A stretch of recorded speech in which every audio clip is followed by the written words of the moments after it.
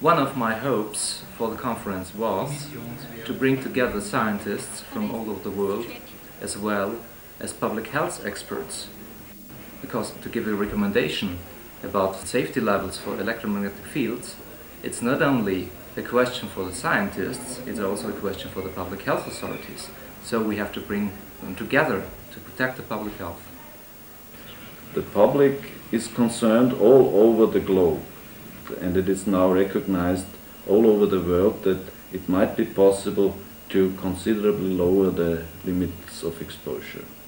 Citizens are worldwide concerned and claiming for their democratic rights, and telecommunication industry has to understand that their users have democratic rights which have to be observed.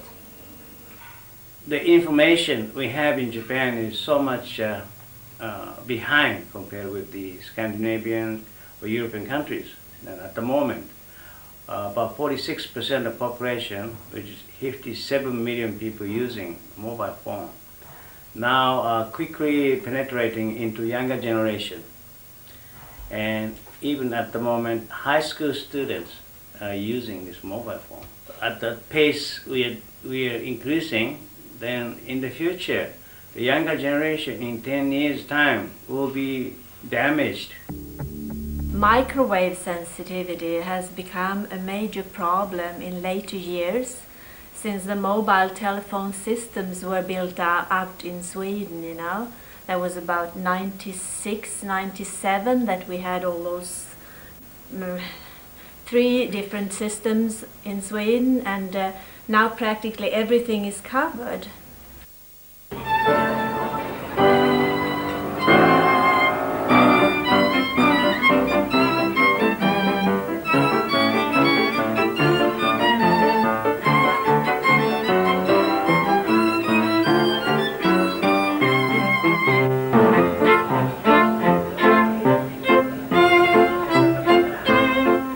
Stockholm is called the Silicon Valley of Europe.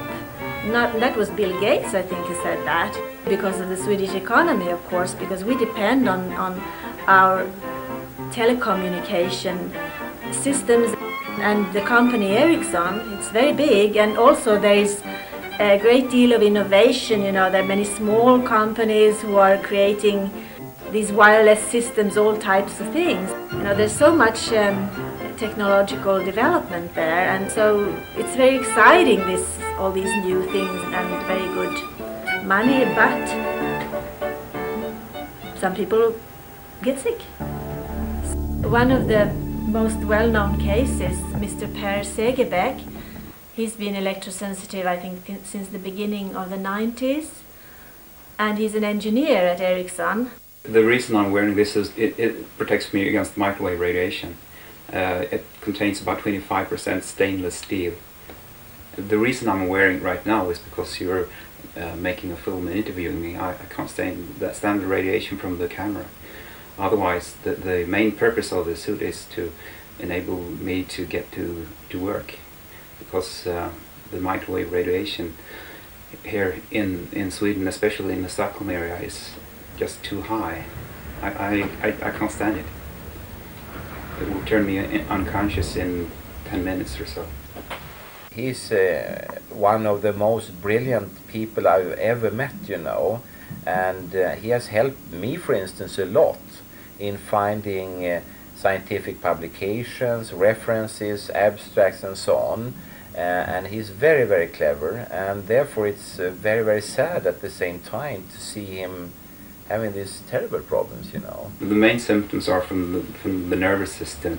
What happens to me personally is I just drop down on the ground, and I can't move, I can't talk, I don't see anything. I don't hear.